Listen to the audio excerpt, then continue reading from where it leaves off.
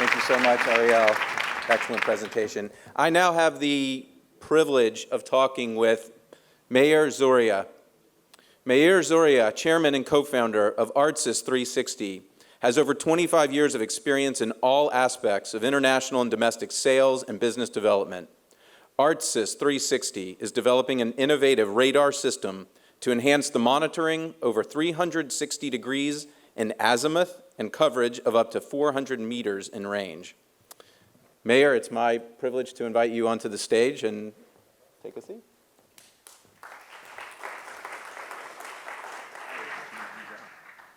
have to change the pillows here. All right. So, Meir, first of all, welcome. We're so happy you're here. Glad to be here. We want to hear your thoughts about, in general, when Israelis launch, how ready are they? And in your specific case, so do you think that they wait till they have the perfect product, or do they launch the second they have something tangible? So a few words about me, so you will understand what's the background. This is my third startup. I manage in between startups about 6 companies in 7 different countries. And one of the phenomena is that there was a previous presenter, Isaac, he was the CEO of Mobileye, and nobody was, think about the guy that is managing a company that's going public in NASDAQ and is leaving for a startup. So this is the Israeli phenomenon. It's crazy a little bit. Most of the people that I'm talking to in UK, Paris, they don't understand. How you're managing a large company, 300 people, and you're leaving for a startup. So this is the kind of culture that we are. The startup is a disease.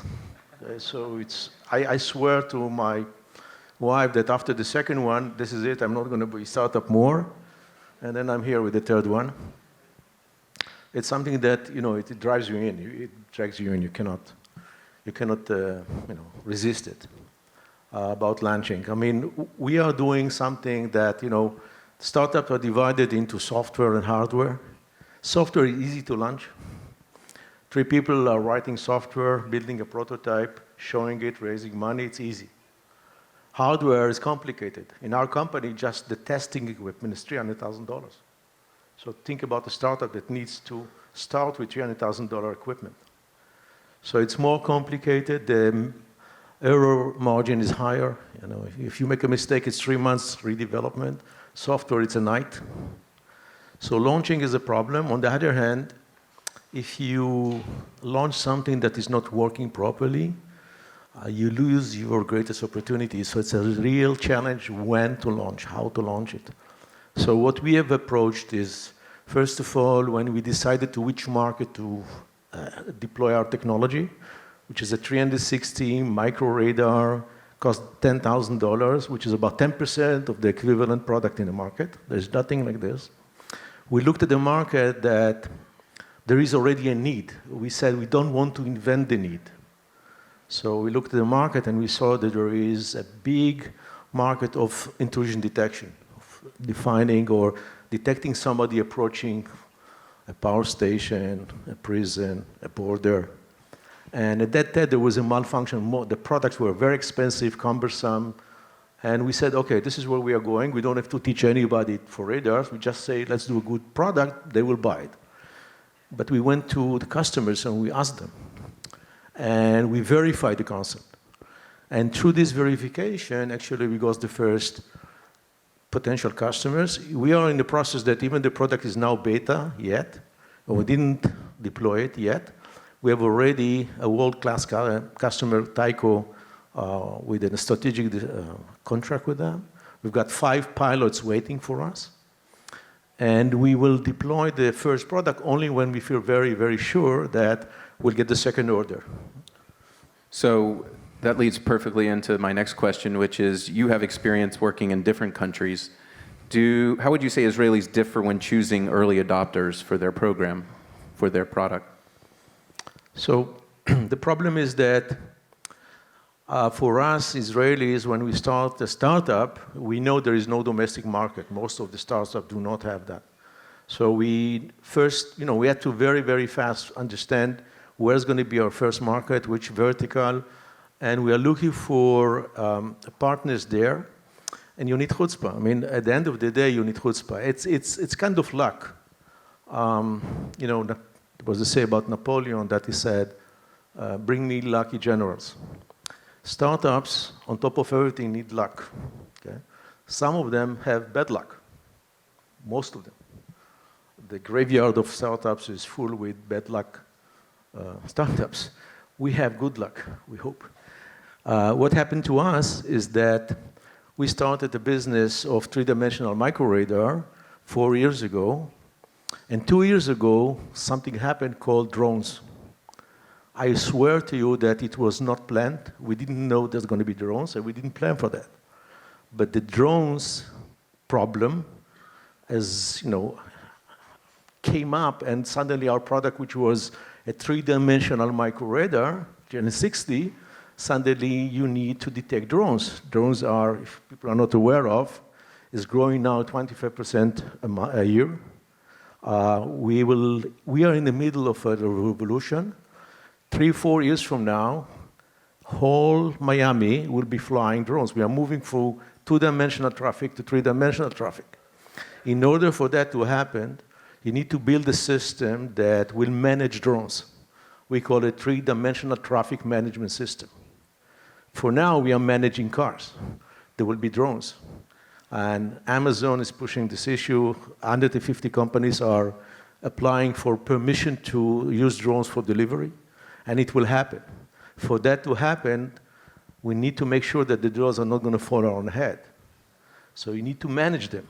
In order to manage them within a city, you need to have a sensor, it's called radar, to manage the drones, to bring the input to a small city system that will tell the system where the drones are. Otherwise, they will start flying around crazy, and what happens with cars, they are hitting each other. Drones are going to hit each other the same thing, but it will fall on your head. So this is luck, and this assists us to move forward. So you mentioned this concept of luck. Talk about the concept of stubbornness. And we heard in the earlier presentation that there's always naysayers. How do you know when to ignore? Do Israelis have a good intuition in knowing when to ignore those naysayers and when to actually listen?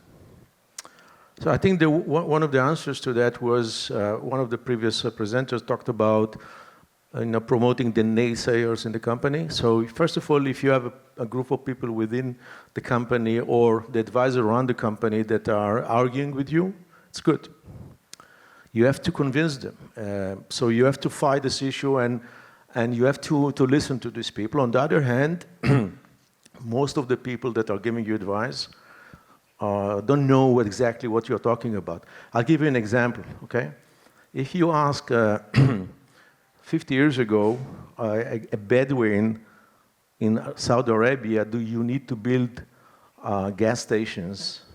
He will look at you and say, I have a camel, what do I need gas stations? So if you do a survey, how many gas stations you need in Saudi Arabia, the answer is 0. But at the end of the day, there is a need for gas stations. So asking questions about the future is very problematic. Predicting the future is very problematic.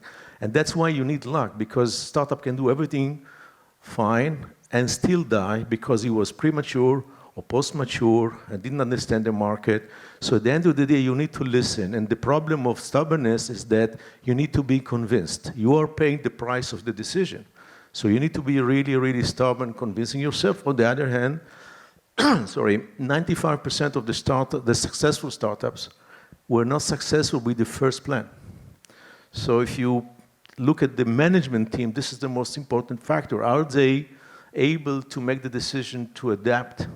We didn't plan drones.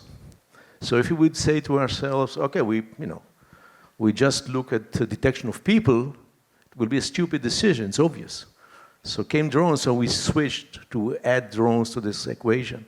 So this is the management is the most important factor in startups. Okay, last question. You mentioned chutzpah. In your case, how is chutzpah, this sense of audacious confidence, how has that propelled your career? So you're going to people and ask them to give you money. for the people that are doing it, they know this is the most difficult part in your life, you know. Somebody outside in the break asked me, I've got two people that are inventing something. How do we teach them to raise money? I said, it's not, you cannot teach it, it's an art. Okay, so the issue is that there is no answer in the vocabulary. I told my two co-founders, which are younger and less experienced, that there is 99 reasons for an investor not to invest, and then maybe invest. So you need to, you know, sometimes the CEO is too old, too young, green, yellow. I mean, there's a lot of problems of the investor, and the investor is looking at a deal flow of, I don't know, hundreds of companies, and at the end they have to make a decision about 3, 4, 5, so why you? So it's a matter of endurance and conviction. And sometimes if you, you know, chutzpah means that you can knock on the door and not be afraid to get a no. 99% you get no's. So if you cannot handle rejection, you're on the wrong business. And when you are in a startup, everything is allowed. I mean, you've got a higher call for your people, for your investor, for your family, that you need to be successful. So besides doing something illegal, it's allowed to do everything, to penetrate, to talk, to bother everyone. And I think this is chutzpah. When this us as a culture, it's easier for us to do it. We have a lot of chutzpah. So. Chutzpah, luck, tenacity. Yes. Well, thank you so much. We appreciate hearing from you.